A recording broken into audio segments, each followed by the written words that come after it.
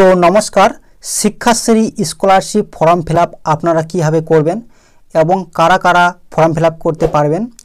আর Shikshashree form fill up class 5 থেকে 8 পর্যন্ত করা যায় আপনারা কিন্তু সকলেই জানেন, এবং প্রত্যেক ছাত্রছাত্রীদের স্কলারশিপ পেয়ে থাকেন। তো আপনারা শিক্ষাশ্রী ফর্ম ফিল আপ কীভাবে করবেন সমস্ত কিছু স্টেপ বাই স্টেপ দেখাবো আজকের এই ভিডিওতে। তো চলুন ভিডিওটা শুরু করা যাক। ভিডিওটা কিন্তু বন্ধুরা শুরু থেকে শেষ পর্যন্ত দেখবেন। তো চলুন ভিডিওটা শুরু করা যাক। তো দেখুন, আপনাদের সঙ্গে কিন্তু শিক্ষাশ্রী ফর্ম কিন্তু আমি নিয়ে চলে এসেছি। এই ফর্মটা আপনারা কীভাবে ফিল আপ করবেন আমি কিন্তু সমস্ত কিছু দেখাবো। তো প্রথমেই দেখুন, এখানে কিন্তু লেখা আছে যে application for Shikshashree scholarship to SC ST student studying in class 5 থেকে 8 পর্যন্ত কিন্তু ফর্ম ফিল আপ করা যায়। ঠিক আছে, তো আপনারা কীভাবে ফর্মটা ফিল আপ করবেন আমি এখানে দেখিয়ে দিচ্ছি। দেখুন, অপরে কিন্তু লেখা আছে এখানে নিউ আর রিনিউয়াল। তো আপনার পক্ষে যেটা হবে সেখানে কিন্তু আপনারা ক্লিক করবেন। আপনার যদি এবছর প্রথম করছেন নতুন, তাহলে নিউতে ক্লিক করবেন। আর যদি আপনার মানে 1 বছর হয়ে গেছে, আপনি যদি একবার শিক্ষাশ্রী একবার করেছেন, তাহলে কিন্তু আপনি এখানে রিনিউয়ালে কিন্তু আপনারা ক্লিক করবেন। এই যে রিনিউয়াল আছে এখানে কিন্তু আপনারা ক্লিক করবেন। ঠিক আছে, চলুন নেক্সট চলুন। এই জায়গায় দেখুন 1 নম্বরে দেখবেন বন্ধুরা যে full name applicant block letter. ঠিক আছে, আশা করি ফর্মটা আপনারা কিন্তু সকলেই বড় হাতের ব্লক লেটারে কিন্তু ফিল আপ করবেন।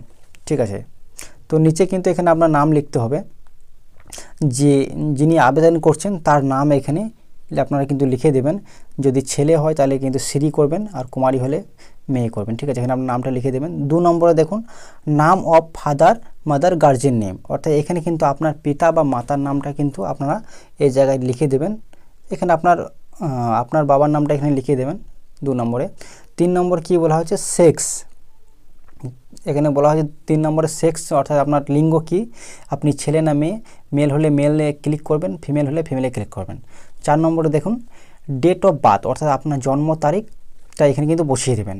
যদি 2-3-2003 হয় সেক্ষেত্রে কিন্তু প্রথমে 2 লিখবেন, তারপরে 3, তারপরে 2003 লিখে দেবেন। ঠিক আছে, 5 নম্বরে দেখবেন ওইখানেই যে টেলি নাম্বার ইফ এনি, অর্থাৎ আপনি এখন তো টেলিফোন নাম্বার নেই, তো এখন সবারই মোবাইল নাম্বার, তো এখানে কিন্তু আপনার ছোট্ট করে মোবাইল নাম্বারটা লিখে দেবেন। ঠিক আছে, চলে আসুন 6 নম্বরে চলে আসুন আপনারা। 6 নম্বরে এখানে আছে কাস্ট, অর্থাৎ আপনার জাতি কি রয়েছে, SC হলে STতে ক্লিক করবেন, আর ST হলে STতে ক্লিক করবেন। আর সাবকাস্ট কি, আপনি যদি SC হয় তাহলে সাবকাস্ট সেক্ষেত্রে কিন্তু মুচি হয়, ST ক্ষেত্রে কি হয় আপনার যেটা হয় সেটা কিন্তু আপনার লিখে দেবেন। ঠিক আছে, চলে আসুন 7 নম্বরে চলে আসুন।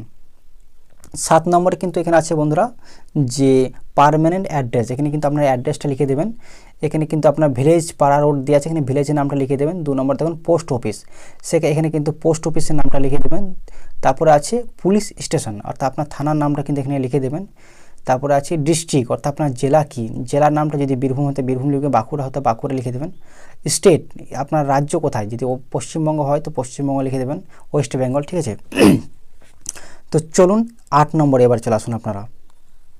8 নম্বরে চলে আসুন, কি বলা হয়েছে, particular regarding father mother guardian who support in applicant student. ঠিক আছে না, এখানে যে আপনি পড়াশোনা করছেন তো তার জন্য আপনাকে কে পড়াশোনাতে সাপোর্ট করে দিচ্ছেন, আপনার মা বাবা। ঠিক আছে, তো বেশিরভাগ ক্ষেত্রে কিন্তু বাবাই সাহায্য করে। তো এখানে নিচে কিন্তু এখানে আপনার বাবার নামটা লিখে দেবেন। আর বাবার নামটা লেখার পর এই জায়গায় অকুপেশন, বিতে অকুপেশনটা মানে আপনার বাবা কি কাজ করেন, পেশা কি, পেশাটা আপনার যদি লেবার হয় তো লেবার লিখবেন, আর যদি আপনার চাষবাস করে সেক্ষেত্রে কিন্তু ফার্মার লিখে দেবেন। আর এখানে আপনি অ্যাড্রেসটা লিখে দেবেন, আপনার গ্রামের অ্যাড্রেসটা লিখে দেবেন। এখানে ভিলেজ আর পোস্ট অফিস লিখে দেবেন। ঠিক আছে, এটাই হয়ে যাবে বন্ধুরা। এখানে 9 নম্বরে দেখুন কি বলা হয়েছে না ব্যাঙ্ক ডিটেলস, তো এখানে কিন্তু আপনার ব্যাংকের নামটা আপনারা লিখে দেবেন। এখানে ব্যাংকের নামটা লিখে দেবেন, আর ব্রাঞ্চ নাম, অর্থাৎ ব্যাংকটা আপনার কোথায় অবস্থিত এখানে লিখে দেবেন। আর এখানে কিন্তু আপনার অ্যাকাউন্ট নাম্বারটা লিখে দেবেন, ব্যাংকের IFSC কোড এখানে লিখে দেবেন। ব্যাংকের বইয়ে কিন্তু অপরে লেখা থাকেন MICR কোডটা কিন্তু এই জায়গায় লিখে দেবেন। ঠিক আছে, সমস্ত কিছু লিখে দেবেন।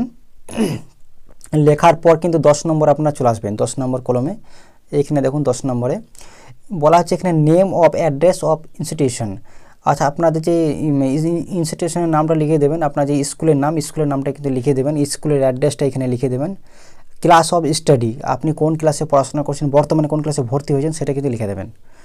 আর এখানে কিন্তু আপনার মানে actual date of joining of the class, এই জায়গায় আপনি কত তারিখে ভর্তি হয়েছেন, এই যে নতুন পাস করেছেন, পাস করার পর যে ভর্তি হয়েছেন সে একটা স্লিপ দেন, দেখবেন ভর্তি হওয়ার পর কিন্তু আপনাদের একটা স্লিপ দেয়, সেই স্লিপে একটা তারিখ থাকে যে কত তারিখে আপনি ভর্তি হয়েছেন জয়েনিং, সেই তারিখটা কিন্তু স্লিপ দেখে কিন্তু এখানে লিখে দেবেন। ঠিক আছে, লেখার পর আপনারা কিন্তু সরাসরি চলে আসবেন 11 নম্বর পেজে কিন্তু চলে আসবেন। ঠিক আছে, এখানে দেখুন 11 নম্বরে চলে আসবেন। এখানে বলা হয়েছে যে whether you in receipt of the scholarship in the previous year, আপনি আগের বছর কি স্কলারশিপ পেয়েছেন, যদি পেয়ে থাকেন তাহলে কিন্তু এখানে আপনারা ইয়েস করবেন, আর যদি পেয়ে না থাকেন তাহলে কিন্তু নো করবেন। ঠিক আছে, আর যদি আপনি পেয়ে থাকেন তাহলে কিন্তু কত টাকা পেয়েছেন এখানে কিন্তু অ্যামাউন্টও লিখে দেবেন, কোন স্কলারশিপ, যদি শিক্ষাশ্রী থেকে পেয়ে থাকেন তাহলে এখানে কিন্তু শিক্ষাশ্রী লিখে দেবেন, আর এখানে গিফট ডিটেলস কিছু লেখার দরকার নেই। তো চলুন তারপরে 12 নম্বর কী বলা হয়েছে আমরা দেখে নেব।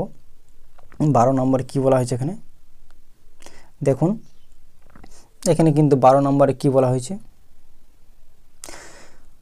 না, weather অ্যাপ্লিকেট for any other stipend scholarship, আপনি কি আরও অন্য কোনো স্কলারশিপ পেয়েছেন, যদি পেয়ে থাকেন তাহলে ইয়েস করবেন, আর যদি না অন্য কোনো স্কলারশিপ যদি না পেয়ে থাকেন তাহলে কিন্তু না লিখে দেবেন, না লিখে দেবেন। ঠিক আছে, নো বা না লিখে দেবেন।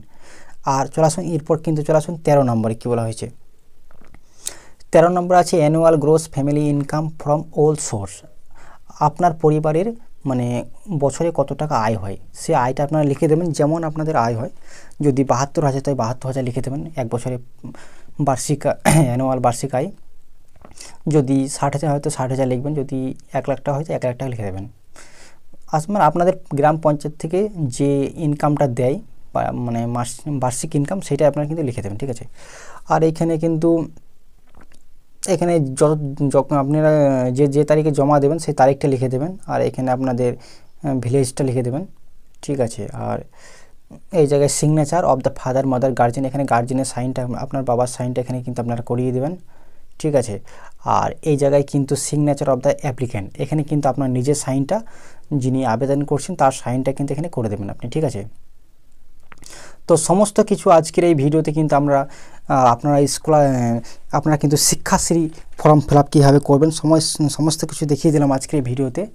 ঠিক আছে, খুব সহজ সরল ভাষায়। তো আজকের আপডেটটা বন্ধুরা এই পর্যন্ত ছিল, পরে নেক্সট ভিডিওতে দেখা হবে। আমাদের ভিডিওগুলি ভালো লাগলে চ্যানেলটি অবশ্যই সাবস্ক্রাইব করে রাখবেন নতুন নতুন ভিডিও পাওয়ার জন্য। তো চলুন আজকের মতো এই পর্যন্তই, থ্যাংক ইউ বন্ধুরা।